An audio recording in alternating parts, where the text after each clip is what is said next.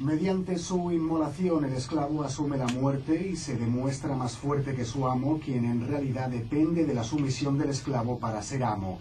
Lo que indica el gesto del mártir, en este caso Mohamed Bouazizi, es que neutraliza el poder del amo, ya que lo despoja de su única arma, la amenaza de la muerte. Y si se mira con atención la célebre fotografía de Ben Ali ante la cabecera del agonizante Bouazizi en el hospital, sorprende descubrir el contraste entre el cuerpo inane pero majestuoso del yacente y ese miedo legible en el rostro de su verdugo.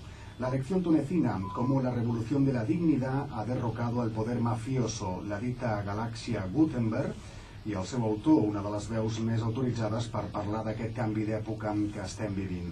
Sami Nair, benvingut de nou a Tots per Tots, bienvenido. Es un placer estar con vosotros. Lógicamente hay una multitud de factores, pero en resumen, ¿por qué la revolución estalla precisamente en Túnez? La revolución estalla en Túnez porque era el país en el que el sistema dictatorial era probablemente el más caricatural, el más esquemático, y al mismo tiempo era el país en el que el movimiento de democratización de la sociedad era el más profundo. Para entender lo que ocurrió en el mundo árabe estos últimos meses, con esas revueltas, hay que tomar en cuenta el ciclo histórico en el que se encuentran. Prácticamente desde unos 40 años estos países están padeciendo de dictaduras militares, policíacas muy fuerte. El mundo está cambiando, la situación ha cambiado en los países del este, en América Latina, pero ahí no ha cambiado. Y al mismo tiempo tenemos entonces, por un lado, sistemas políticos autoritarios muy cerrados, dominadores, con arbitrariedad a menudo, digamos, en la sociedad, y por otro lado tenemos unas sociedades cada vez más abiertas, cada vez más complejas, cada vez más vinculadas a la globalización y a la modernidad. Túnez era el eslabón, digamos, más débil, porque todas las contradicciones de la dictadura se, digamos, encontraban en este país. Y otro elemento que puede también explicar es que es el único régimen en el mundo árabe en el que la mafia como organización secreta, o sea, como organización diferente del gobierno, del poder político, se había apoderado del poder político. Más o menos como, por ejemplo, en la Indonesia de Suharto o en el régimen de Noriega. El jefe del Estado era el jefe de la mafia, o sea, el jefe del Estado era el jefe fuera de la ley. Los de fuera de la ley dominaban el sistema de ley. El sheriff dominaba, digamos, el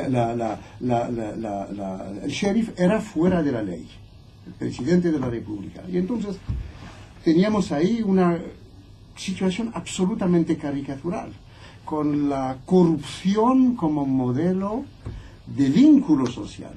La utopía absolutamente increíble de esa familia en el poder, la familia Ben Ali Travelsi, era creer que con la corrupción se podía regir la sociedad, se podía conducir, se podía practicar, digamos, la política en esa sociedad. Era absolutamente imposible conseguir cualquier papel de la administración, cualquier acto jurídico, cualquier sistema administrativo, digamos, necesario para crear una empresa, sin pagar. Y pagar no a cualquiera, pagar a la familia. A la familia. Con lo cual, el comercio exterior, el comercio interior, absolutamente todo estaba en manos de esa gente. Bajo control. Si seguimos resumiendo y hablamos de los motivos de la caída del régimen, podríamos hablar sobre todo de las consecuencias de la corrupción, de la imposible sucesión de Ben Ali y del cambio de rol, de papel de los Estados Unidos. Fundamentalmente, el papel de Estados Unidos es muy interesante. Primero, han entendido perfectamente bien, mucho mejor que los franceses, que el régimen no era reformable. Lo han entendido perfectamente a partir de los años 2000 prácticamente. Y cuando las elecciones de 2004, para ellos era ya demasiado. Y lo han dicho. Y entonces entraron en una competición. Eran, perdona, las de casi el 100%, ¿no? Prácticamente. De Ben Ali. La embajada de Estados Unidos se volvió en Túnez, lo digo en este libro, el principal partido de oposición. Yo lo vi personalmente. O sea, prácticamente cada semana había una cena en la embajada y toda la inteligencia, los hombres políticos de oposición, pero incluso del poder, venían ahí a quejarse.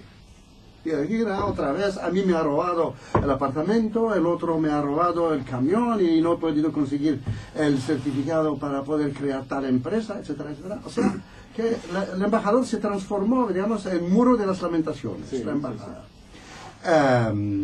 Y basta con leer los telegramas, digamos, publicados por Wikileaks para entender que la extraordinaria, digamos, inteligencia de los servicios de información norteamericanos sabían absolutamente todo, hasta el punto de que las batallas entre los mismos miembros del clan, ellos escribían telegramas sobre este tema. Entonces sabían que el poder era podrido y que la sucesión iba a ser difícil, si no imposible. Pensaban que era absolutamente imposible. Miembros del régimen y miembros de la familia pensaban también, digamos, seducir a los norteamericanos, diciendo nosotros cuándo vamos a llegar después de Ben Ali, etcétera, etcétera. Dicho de esa manera, digo eso para, digamos, dar a entender una cosa muy sencilla. Yo tengo la convicción de que los americanos apostaron por la caída del régimen a partir del 2004-2005. Entonces empezaron a trabajar. ¿Con quién trabajaron? No tengo, digamos, información precisa, pero tengo unas ideas. Lo que sí es cierto es que hay una fuerza en este país que siempre se ha quedado fuera del poder y que era el ejército. Y sabemos todos que el ejército tunecino tenía muy buenas relaciones con Estados Unidos. Aunque el general Amar, que dirigió, digamos, la transición, era muy francófilo, pero fundamentalmente creo y casi estoy seguro de que los 23 días de batalla que pusieron fin a 23 años de dictadura, hubo una carrera de velocidad entre los Estados Unidos y los franceses. Y lo puedo decir, creo que los Estados Unidos lo han ganado. Porque los servicios franceses tenían una relación mucho más comprometida con Ben Ali y con, digamos, el sistema mafioso. Hasta el último día, hasta el 13 de enero, la ministra de Interior de Francia decía: estamos listos para mandarle policíacas para enseñar y armamento, granadas, etcétera, etcétera. Sí. Pues, entonces creo que fundamentalmente los Estados Unidos, ahora, evidentemente, ¿por qué lo hicieron? Eso es otra cuestión, podemos discutirlo, por supuesto. Algún día, de hecho, te preguntas en el libro, sabremos cuál fue el papel de los servicios secretos, tanto norteamericanos como franceses. 17 de diciembre del 2010, ese día, el destino hizo que estuvieras muy cerca de un hecho que ha abierto un nuevo capítulo en la historia del mundo, creo que más allá del mundo árabe y o musulmán. Me refiero a la inmolación de Mohamed Bouazizi. ¿Estabas relativamente cerca y por casualidad, ¿no? Sí, absolutamente por casualidad. Estaba en Tozeur. Tozeur es una ciudad del sur de Túnez, y una ciudad turística. Y bueno, yo suelo ir ahí desde años y años. Y la verdad es que por primera vez vi en un café, cuando la tele, digamos, empezó, y anunciaron, porque pusieron el Jazeera. Fue el Jazeera que lo dijo, evidentemente, el régimen, la televisión oficial. Y yo vi por primera vez en un país donde detrás de cada ciudadano hay 2 policías. No 1, 2.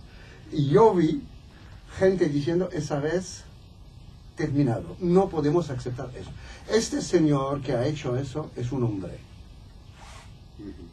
es un hombre y nos enseña lo que hay que hacer, pero nosotros no nos vamos a quemar, nos vamos a plantear la cuestión. Y a partir de ese momento vi, digamos, desarrollarse el fuego. El fuego, yo estaba a unos 120, 115, 20 kilómetros de Sidi Bouzid. Entonces me fue evidentemente para ver lo que pasó y era absolutamente evidente que todo el mundo, todas las clases sociales, los grupos sociales tenían un único objetivo, era acabar con Ben Ali y su familia. No era una revolución, en el sentido de que la gente no pensaba que sería una revolución. Nadie hablaba de revolución. Decían dignidad, caramba, nuestra dignidad, porque esa gente no solamente nos domina, pero nos quitan nuestra dignidad. La corrupción, ¿eh? La dignidad siempre ligada a la corrupción. Sí. La dignidad, y esa familia debe salir. Esa familia debe dejar el poder. Y es prácticamente a partir del 15 de enero, o sea, el día después de la huida de Ben Ali, que empezaron a hablar de revolución. Pero nadie hablaba hasta de eso. el momento no. Claro. Y en aquella época la vida de un tunecino valía 2.500 euros. Casi a veces menos.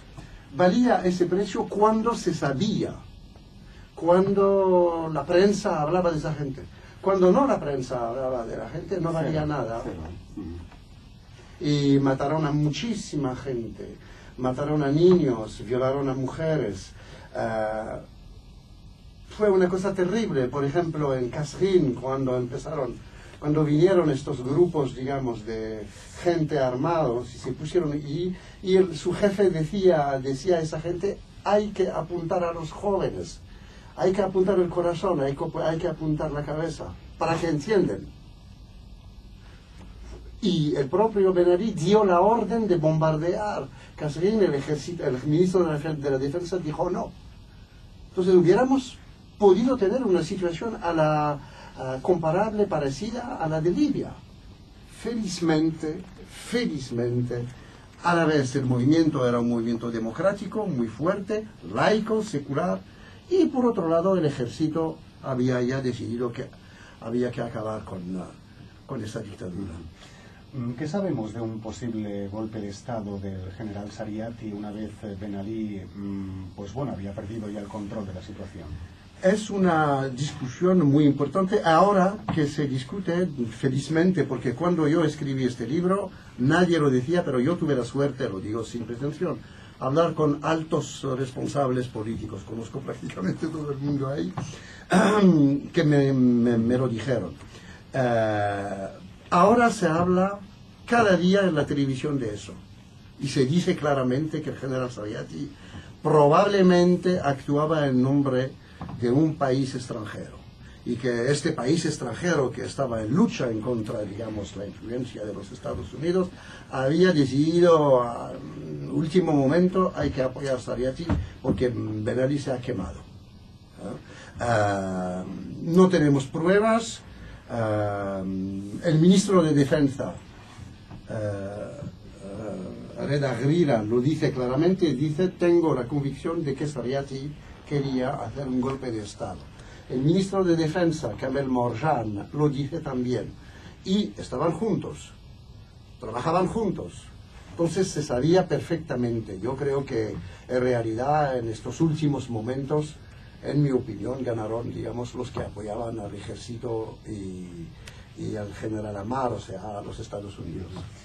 Ben Ali y Leila Trabelsi, su mujer, se dijo en su momento que se fueron cargados de dinero y de oro.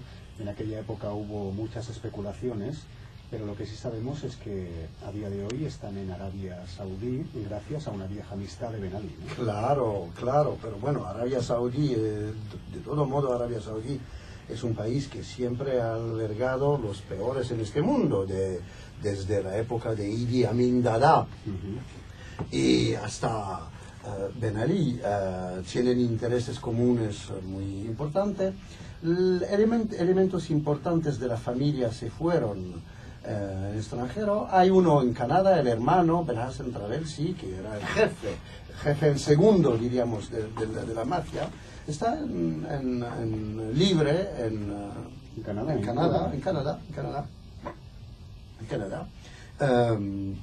Ben Ali está viviendo bien con su mujer, con muchísimo dinero. Dinero robado, Dinero robado, pero se dice que hasta prácticamente, ellos robaron prácticamente, se dice, el 60% del PIB. Del PIB de Túnez. Del Producto Interior lo tenían ellos. El 60%. El 60%. O sea, cuando, únicamente en París se puede ver, únicamente en París los edificios que tienen. Y en Túnez se habían partido Túnez, el país, en dos regiones. La región de Hammamet, hasta prácticamente Sfax, pertenecía al marido, y la otra pertenecía a Túnez. Pastel, es curioso porque estamos hablando de unos personajes que parten de la nada, sin recurso alguno, y lo quieren prácticamente todo. Y su nivel, bueno, lo ejemplifica Leila Travelsi antes de subir al avión de la huida, que nos lo cuentas, que le dice a Ben Ali: sube, imbécil, hasta el último momento tendré que aguantar tus gilipolleces. Y en argot castellano diríamos que vaya nivelazo, ¿no? Sí, claramente. Era una mujer, digamos, con temperamento. Se convierten en nuevos ricos, potencian el clan con alianzas matrimoniales, y hay un añadido clave en su trayectoria posterior: el espíritu de venganza social. ¿Por qué? Se trata de una capa social, se trata de lo que llamo en este libro el lumpenproletariado. El lumpenproletariado será las capas más bajas, Bajo de lo bajo, sí. Más bajo de lo bajo, y que se diferencia del proletariado en el sentido de que para ese grupo social el trabajo no es un valor. Para el obrero el trabajo es un valor, y es el trabajo que le da su dignidad, que le da su dinero, su respeto, etcétera, etcétera.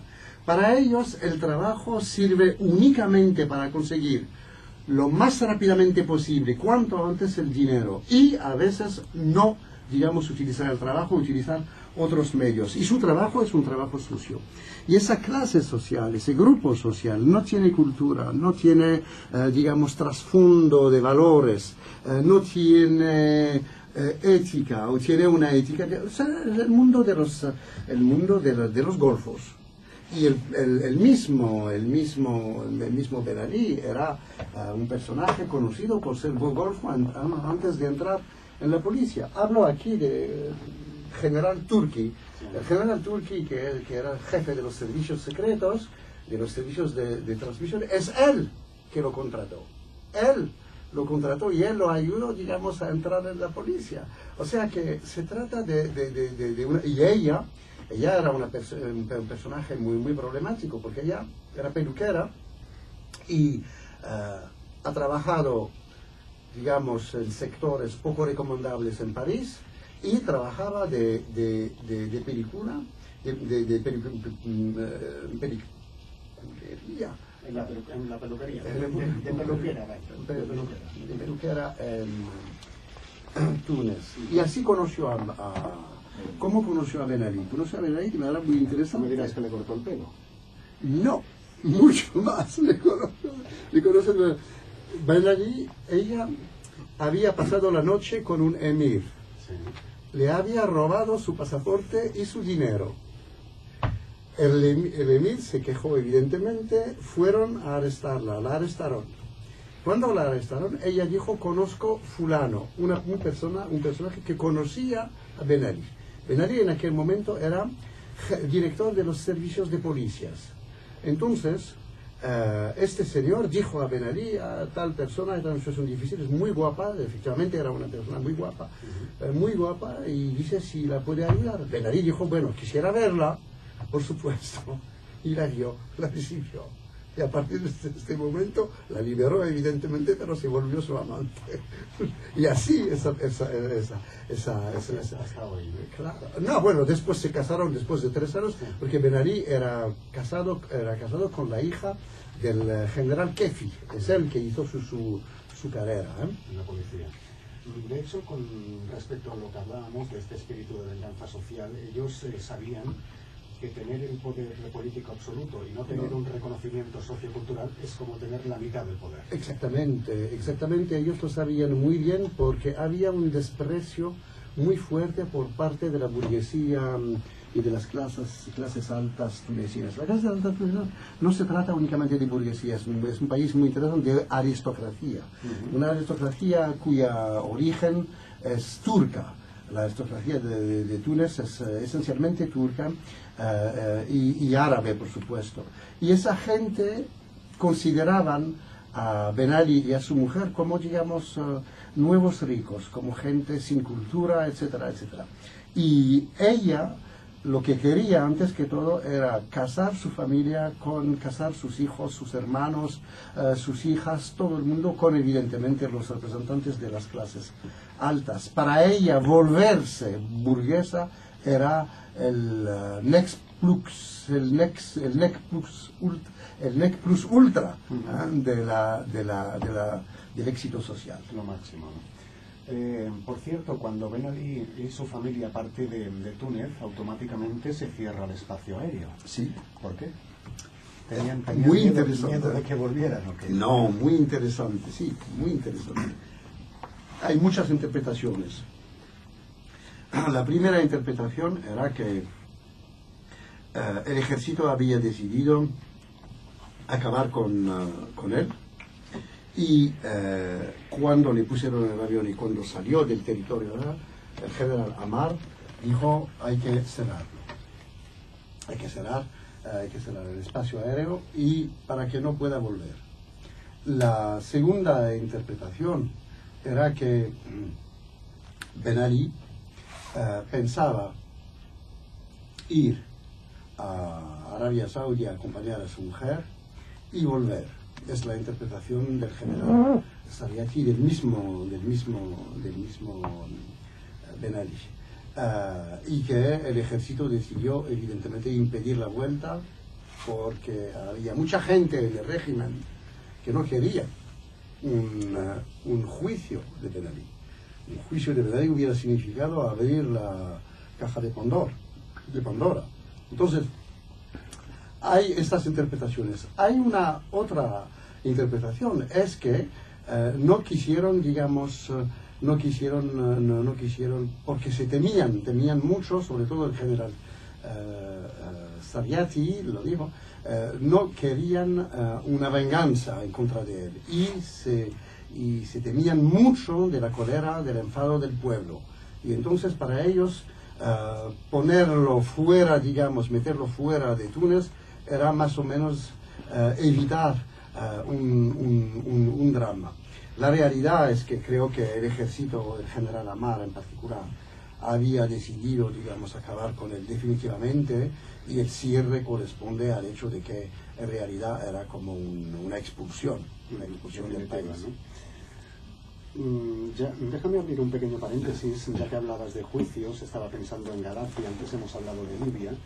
Desconocía por completo que entre 1973 y el 74 hubo un intento de fusionar Libia con Túnez, un país que se hubiera llamado República Árabe Islámica.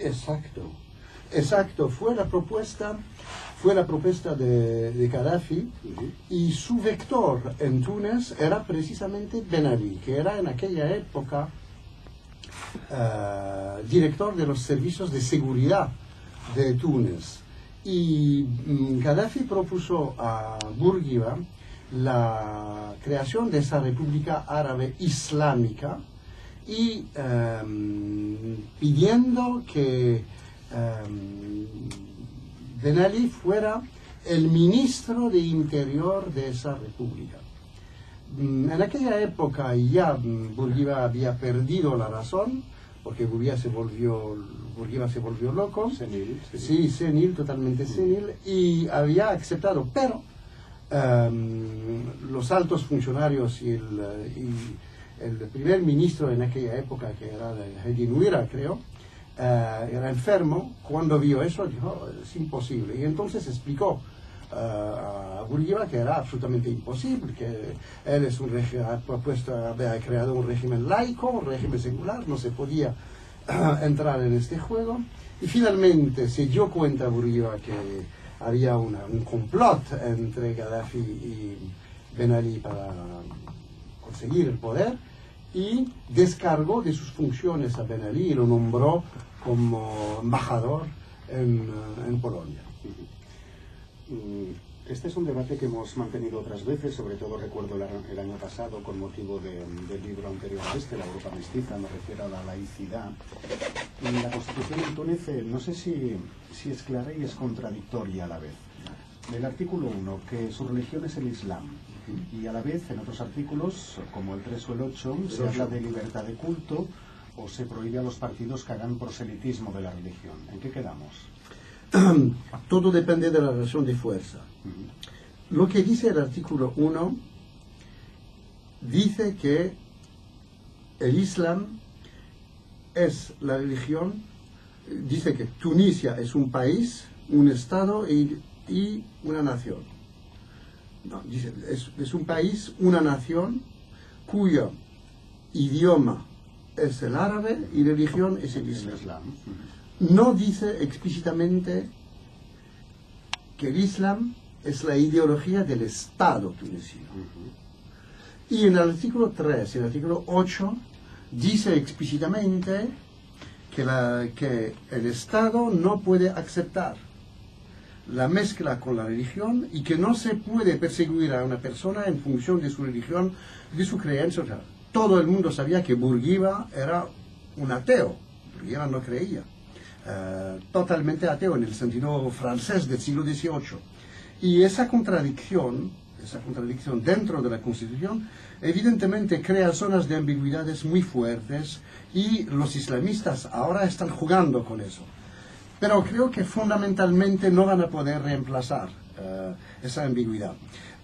Cuando Bourguiba propuso eso en la Constitución, hubo una batalla terrible en Túnez, pero resistió y pudo, digamos, imponer esa concepción.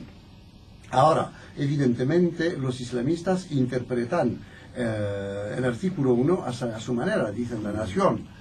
Y para ellos, cuando dicen la nación, no lo creen porque para ellos el concepto de Estado no existe. Lo que existe es la Sharia, es la ley.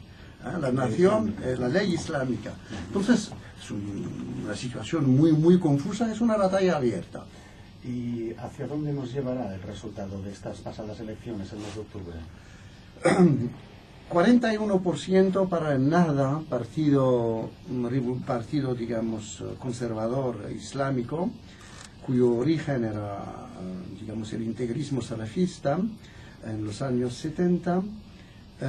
Hoy en día se presenta como un partido neoturco, un partido discípulo de Erdogan, que ha cortado sus relaciones con los hermanos musulmanes, pero sigue siendo un partido recibiendo dinero por parte de Arabia Saudita, por parte de Turquía. Turquía ha dado muchísimo dinero para esas elecciones y sobre todo Arabia Saudita para, digamos, financiar a la gente, las escuelas, etcétera, etcétera.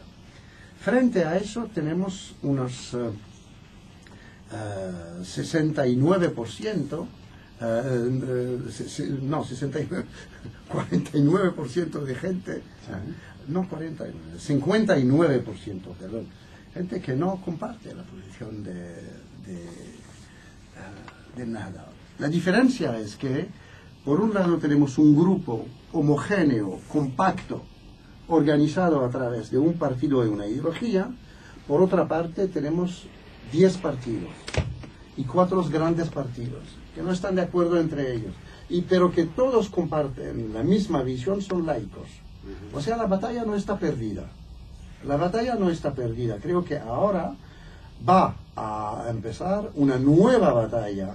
Las mujeres se están movilizando, los jóvenes se están movilizando, y a mí me parece bien que de una vez se afronta democráticamente a los islamistas en el campo político. No podemos seguir diciendo esa gente es una amenaza, vamos a ponerlos bajo el mando de dictaduras. La democracia puede existir a riesgo del islamismo, pero los demócratas tienen que aprender a luchar y a clarificar, a esclarecer, digamos, su propio punto de vista, a elaborar una concepción de la secularidad y de la laica que sea, digamos, entendible e integrable por el pueblo tunecino. Creo que es un momento muy importante. Ahora aquí, evidentemente, desde fuera, 40% para nosotros es horroroso, etcétera, pero bueno, 40% si se cree, por ejemplo, que el partido en nada es más o menos como la democracia cristiana o el partido cristiano en Polonia o en Irlanda, no hay gran, no, digamos, no es un peligro.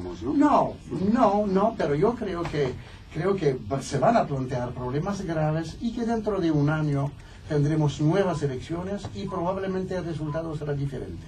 Porque la religión no sirve para llenar el vientre de la gente. Basta con pedirlo hoy a los iraníes democráticamente y veremos el resultado de las elecciones. Me gustaría acabar con una anécdota que pone de manifiesto la importancia de lo que pasó en su momento en Túnez y de lo que está pasando. China, ese monstruo que lo controla todo, ha prohibido la exportación de jazmines de Túnez. Sí, es una cosa increíble. Lo han prohibido porque había una feria muy importante y lo han prohibido, avisaron oficialmente al gobierno tunecino, la prensa internacional evidentemente se hizo eco de él, en Francia han salido muchos artículos, porque temían que la gente utilizara, digamos, el jazmín para manifestar. Símbolo de revolución. Símbolo de revolución de la dignidad. En contra de la dictadura. Es curioso. Podríamos hablar de muchísimas más cosas, del papel de la RCD, el partido Estado, el partido del régimen, del papel de la Unión General de Trabajadores tunecinos, de los apoyos internos que durante estos 23 años ha recibido la mafia, para ser claros, de la familia de Leila Travelsi, que como decimos en catalán, Déu-n'hi-do. Pero claro, no es plan de contar todo el libro. Por cierto, ¿te has dado cuenta que el nombre Ben Ali se parece al de Ali Baba? No, pero sí, es genial. Varía muy poco, ¿no? Es genial, no lo había pensado.